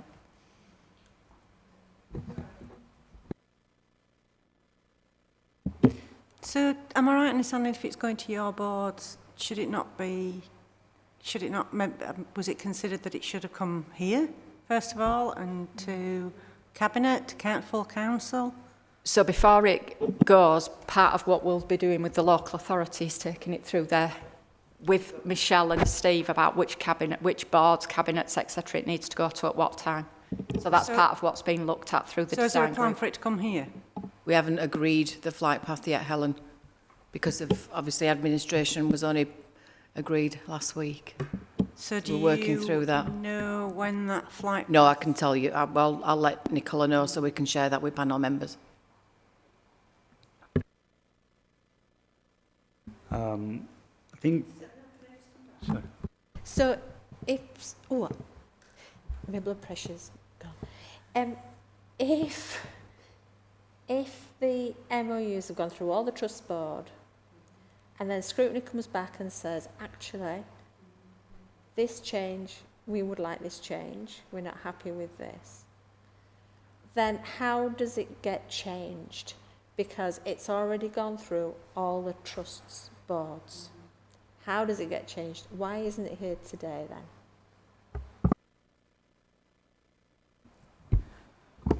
So I think it would depend on the change that was requested, because scrutiny members and governance members from the council are actively on the working group anyway. So I'm sat here saying, as somebody who gets information from that group, I don't sit on the governance group, but the assumption you would make is we're not going to get a nasty surprise. I know you can never say never, but that is the assumption that we're working to. But again, as we've said, this is in shadow form anyway, so... But surely that's the process, and has been the process, even though there's been disruption in the council, the process has remained the same, that pre-decisions come to scrutiny, before it go, my understanding, before it goes to Cabinet.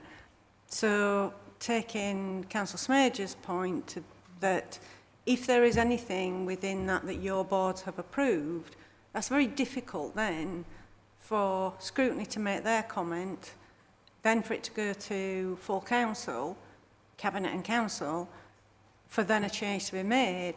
And I think that goes back to Councillor Smager's earlier point of where is Scrutiny? Because clearly it's not been considered. That process, to my mind, has not been considered at all. And I find that quite difficult to understand, because it's not the first time when we've had these meetings, when we've been sat in these meetings, that we have raised the role of scrutiny and the role of decision-making within the council. And I think we acknowledge that. And part of what we've done, as Michelle says, is we have made sure people were aware. But as the work plans and things have been getting developed, we have to factor them into those work plans. So that's why we've taken a more relaxed position in Kirklees than some of the other areas, because of the work that we've got to do, because it's getting to that point. And as Michelle says, the flight path is still to be finally determined. But there was a previous flight path that's been, as long as I've been a courtee, it's been exactly the same. That flight path was still in existence for decision making, which was that it comes to scrutiny first before it goes to Cabinet and full council. That's not changed. It hasn't changed in all of that period of time. And my point is, that's always been the same ever since we started to hear about the changes to in the ICB. And we have consistently raised this issue with you as colleagues about the role of scrutiny. And quite frankly, this is just an example of how I feel that's been ignored, because that hasn't come to scrutiny, and yet it's been to each of your boards already. I don't think it has. No. It's going to our board next week, so if our board were in a but the point being, it hasn't even come to scrutiny. No, but our board could equally raise issues with it, which would come back in. The difference being there is no plan to bring it here. It could have come here weeks ago. We have been operating as a scrutiny panel all this time. We haven't stopped being a scrutiny panel, regardless of what else has been going on in Kirklees, which is relatively recent anyway. But I accept what you're saying, that not all the decisions are made, etc. But you've already said that it's gone to each, and there was no plan for it to come here at all. And there still isn't. So I'm not going to defend ourselves on this, because I need to take it back and ask the governance group specifically. The governance group, Issy can come in as well, because I know she fed back from the last governance group. I think it met last week, did the governance group. There are representatives from Kirklees on that governance group, and part of their role is to work to help us and advise when it needs to go to the various places. So that's how it's landed with the others as well. It's the representatives from the governance group. So I can take that away and ask the specific questions, and I will give you the answers and the updates why it's not being flagged on the work. Thank you. I'm not doing the accusation to a specific person or organisation. It's the whole. No, I'm happy to take it back and get the answer for you. Like Vicky, I can't comment on the specific governance within each organisation, because obviously I'm familiar with my own organisation governance process for sign-off. What I can just reiterate is what Vicky said around the representation of people on the governance group that have been developing the MOU.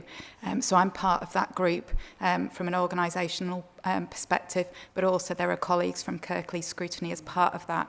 So the role of that group has been the development of the Memorandum of Understanding, obviously to a place where that's been shared with the Place Provider Partnership Board for each organisation, then to start taking that through their governance, recognising, like we've said, there'll be differences in the timescales that people will be able to do that. So Mid-Yorks obviously have been in a position to do that already. Like Dawn said, we'll be taking it through our governance route next week to see if there's any feedback from our board.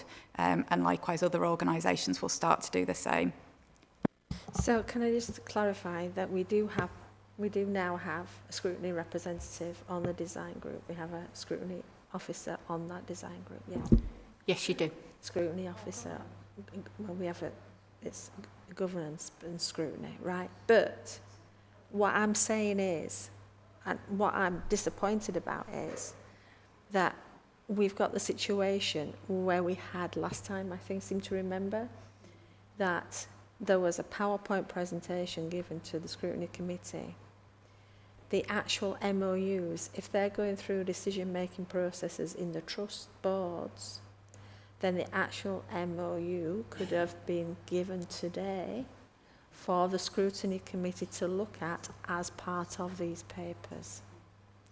And I think that's what is the disappointing thing, okay? That it could have been given today for us to look at. So I think possibly a way forward is that the MOUs are made available for Scrutiny Committee, and I'm talking about the committee, to look at and feed any comments back. And I think that needs to happen as soon as possible, okay? Because then we are ahead of the cabinet timeline within Kirklees as well. All right, so I think it would be helpful if we could have that MOU to look at, because we've looked at it before and there were issues raised in the MOU, and I think we need to have the assurance as a committee, even though I'm not on the committee, but as a committee, that those issues that were had previously have been resolved, and no new issues are there. Yeah. I'll take it on myself. That's why I looked at my watch, not for any other reason. Tomorrow, I will make sure that it is sent to yourself, Nicola, and you can circulate it to the committee. Yolanda, do you want to come? Yeah, just to clarify the point about the governance group and the Kirklees representative, I sit as the Kirklees representative on there. I am not Scrutiny, I'm an officer who advises Scrutiny. The document is owned by, obviously, the ICB. It's not something that could be shared without permission to do so, so I think we expected that to come as part of this paperwork. So in advising it, we were advising about the governance process in terms of how scrutiny works and how the local authority works in terms of governance, but the document remains owned by ICB, and we would have expected that to be in the paperwork today. Can I just clarify, sorry, yeah, can I just clarify in terms of the role of Scrutiny Committee in that, is that about the Council's own... Got it. In terms of the role of the Scrutiny Committee, is that about the Council's own participation in this? Because clearly from a partnership perspective, the individual trust governance is clearly, you know, the key thing for us to consider. And obviously, any partner can make a suggestion, a change, you know, and obviously would have a route to consider those recommendations and revise if that were appropriate. But I'm just interested in what the conversation or the consideration would be. I think in terms of scrutiny has a duty to scrutinise health services within its area. So as part of that, any change, whether that be small or large, any cumulative effect of perhaps some of these smaller changes that are going on would actually possibly affect the residents of Kirklees. So in terms of scrutiny, it's around the members being satisfied that those scrutiny arrangements in their responsibility to scrutinise the health services and provided within the area, and also those of the council as well as part of that, comes to this group, particularly if that does affect the residents of Kirklees. And have you advised that this comes into that category? I would say so, yes, absolutely. It's helpful. Perhaps give an example through the chair. I give an example, for instance. When we last looked at this, the West Yorkshire panel looked at it as well as the Kirklees panel. There was something to do with the quorum, with all due respect to the trusts that are here. There was something to do with the quorum that needed to be changed that couldn't be the same as Calderdale and Wakefield because of our health map in Kirklees.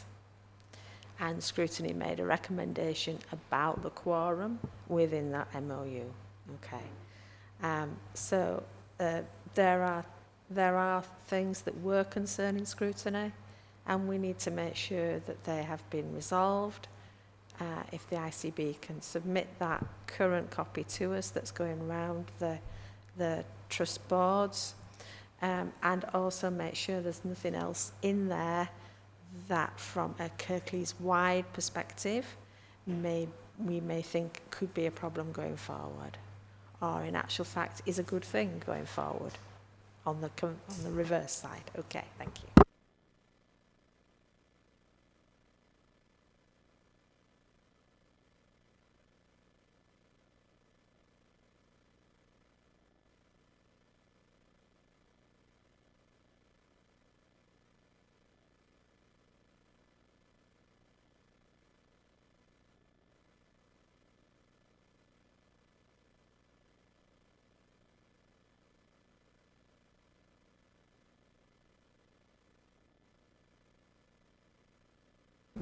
I thought my voice was loud enough. Just all I wanted to know was who is signing off the health and care strategy? That's one question. On behalf of? On behalf of ICV or Kirklees? So there'll be various signatures on the health and care strategy. There will be the ICB health element, but there'll also be then the Kirklees, because what it will reflect is the system. So we'll share, it'll come so that everybody, and again, it'll be one of those documents that goes into various organisations to check that everybody's comfortable with it.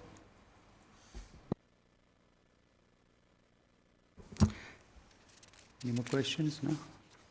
Thank you. Can I ask members if they are content with the following recommendations now? That the panel notes the contents of the report provided by representatives of West Yorkshire Integrated Care Board, that the panel recommends to the Overview and Scrutiny Management Committee that the statutory Calderdale, Kirklees and Wakefield Joint Health Overview, mouthful eyes, and Scrutiny Committee be established to scrutinise matters that affect populations across the 3 local authority areas.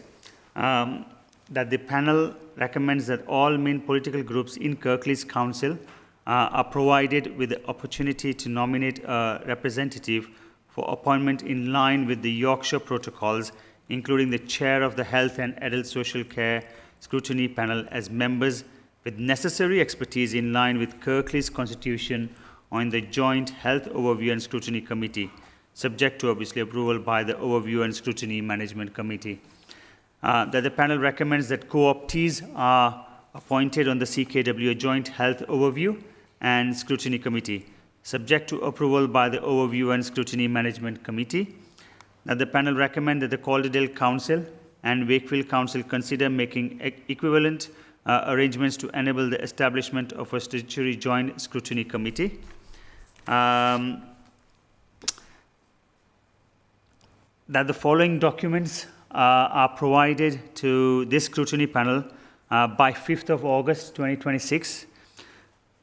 Partnership Maturity Assessment, Memorandum of Understanding, Terms of Reference, Due Diligence Action Plan, Risk Register, Financial Scope Analysis, 127 million, Workforce Plan, Performance Dashboard, Quality Governance Framework, Service Level Agreement Schedule, Resource Plan by Neighbourhood, and Gap Analysis planned for September 2026. I'd like to thank the officers for the report and presentation, and members of Children's... I mean, that's a lot of information for the 5th of August.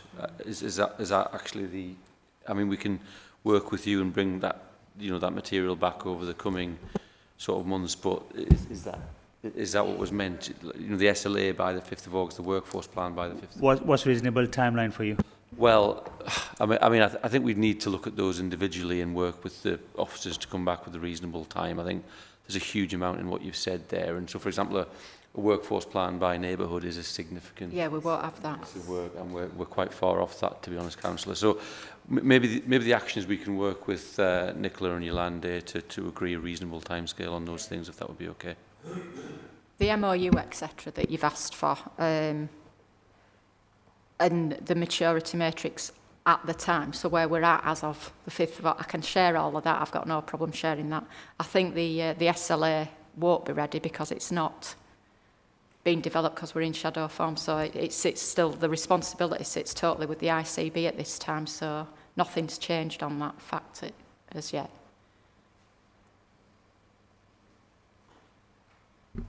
I think so. We need to just confirm what documents can be provided. Yes, if you send us the list, we'll go through with you. Okay, thank you. So I'd like to thank the officers for the report and presentation and members of Children's Scrutiny for the attendance as well. Work program and agenda plan. The panel attended a work program session on Wednesday 24th of June where they set out their priorities throughout 26-27 along with setting the agenda plan.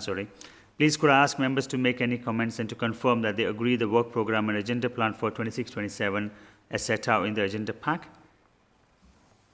Yeah, okay. Can you just mention the item? Yeah, so I think we're taking off the principal social worker and occupational therapist annual report. We're taking it out because that's not part of the scrutiny anymore. We're leaving a gap there for now. Instead of doing a lot of chop and changes, we'll fill those gaps in depending on the list of the work program that we have as it comes. Okay. Can I just come in, Chair? Sorry. Yeah, sure, go on.